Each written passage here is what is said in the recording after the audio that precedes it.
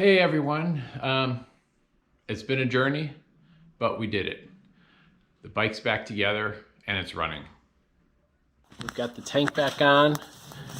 I don't have fuel in it yet. I am adding fresh new antifreeze. It's pre-diluted, so it's got the, because I don't have distilled water handy and I don't want to stop. It says it takes like 0.944 gallons for a complete drain, which is basically what this is. The only thing I didn't drain is there's a small drain hole on the front cylinder. I didn't do that, but obviously every other line's empty. So I'm thinking about 0.9 gallons, which this is a 1 gallon container, so just a little bit less than that. You put the bike on the side stand and you fill this up to the top, it says. Put the cap on and you run it a little bit, and then you take the top off again when it cools, fill it up to the top, and then you also fill the overflow tank up a little bit, and that should be good. Let it get to temperature. It should burp itself. I think I got to read again. I think you leave the cap off initially for it to burp itself to get the air out of the system, but we'll do that. There's oil in here. I'm not going to change the oil until I can get the thing started, because there was fresh oil in it anyway, but I definitely will change the oil if I can get it running well. And then I need to get new grips. Final new thing is I need to get some new grips. These things are shot. They're sticky and disgusting. I didn't want to touch them. I didn't want to change them until I was done and handling the bike. And a bar end. I need to get a bar end for there. Actually, I'll just get a new set because they come in twos and they're cheap. I got my rear clamps on. They fit perfect. They're great. Brand new clamps. So real happy with that. And the brake line here, you can't tell, but I reverted to the original. This one came with one, a new one. It's Chinese, and it kept sweating brake fluid through here. Every 2 or 3 days come out and it'd just be covered in beads of like brake fluid sweat. Sure enough, I switched to this, and it just shows you the cheap junk from China, the rubber hoses, and no problem after 2 days. All right, let me finish filling this up here. All right, gauges work.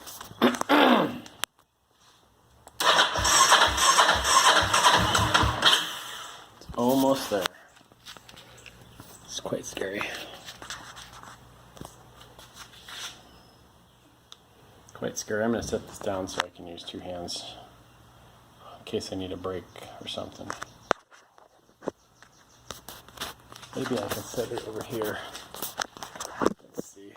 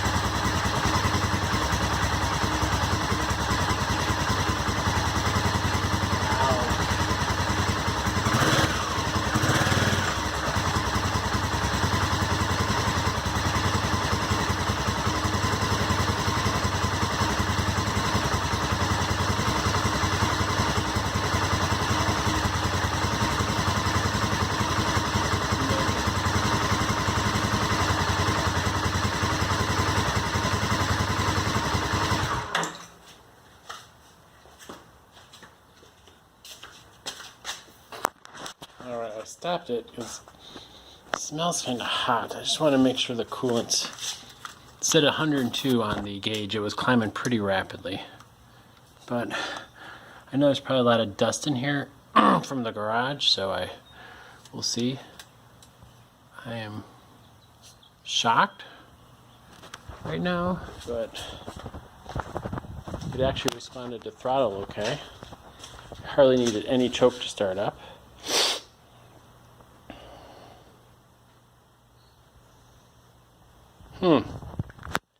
Man, that's quite exciting.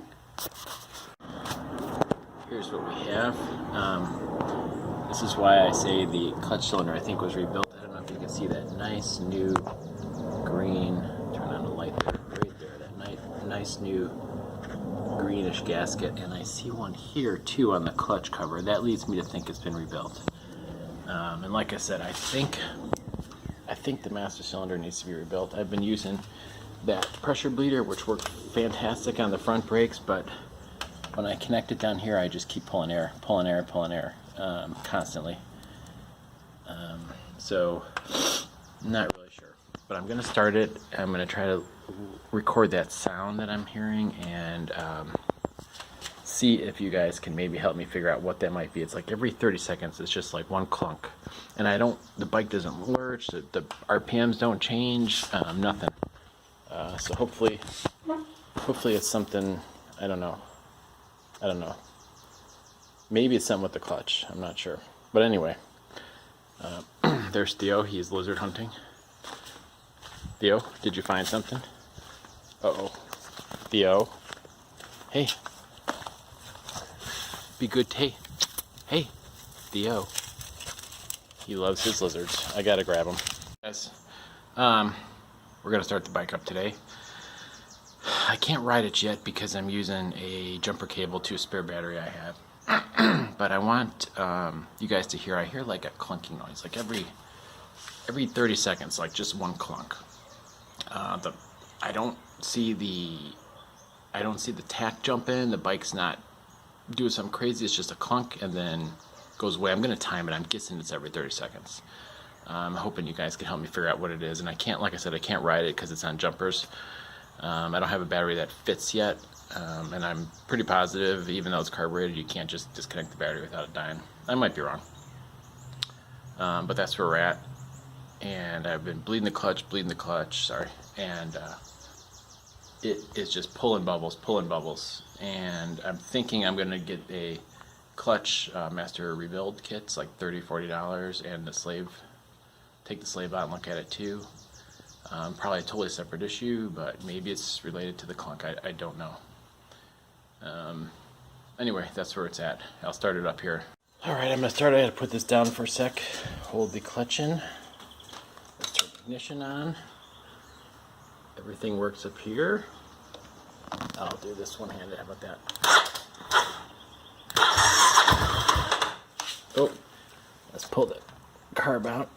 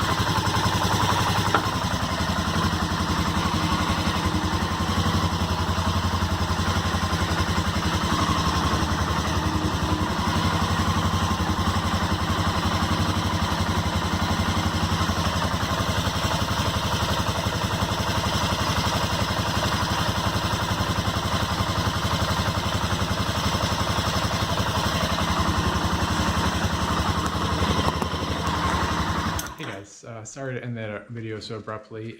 Basically, the bike was running great.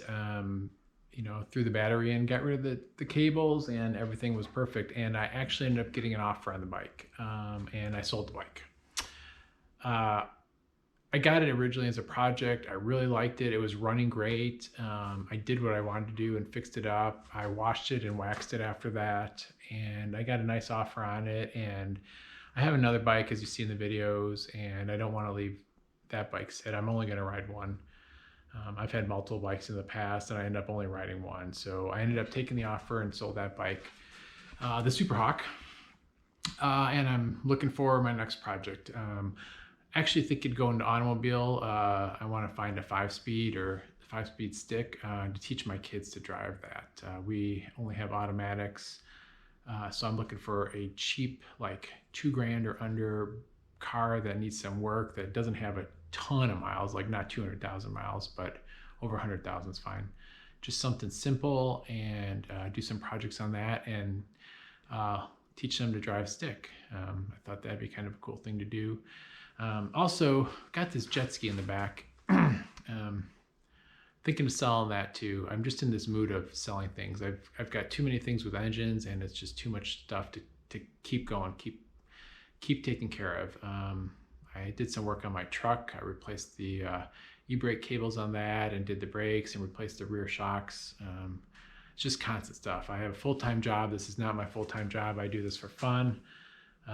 So I want to have just one, maybe two at most projects or things to take care of outside of our cars that we need for commuting. So that's where it is. I hope these videos on the SuperHawk helped you. Thanks for the comments I'm getting. I really appreciate it. Like I said, I'm not trying to make money out of this. I enjoy working on projects. I enjoy talking to people, and just meeting people. So I don't know. We'll see what the next project brings. But I'll try to keep some videos coming of it. They should come faster when I do have some content. My son was helping me with them, but he's kind of moving on to different stuff. So I'm going to take over throwing the videos up. So it should go a little quicker actually, because I had to keep going back and forth with him and trying to get in touch with him and waiting for him to upload it and stuff. So he did a great job on the first 11 or 12 or 13. I don't even know how many videos are out there, and I really appreciate him for that. So hopefully he'll help me on these other projects going forward with the actual work itself, and we'll see. Thanks.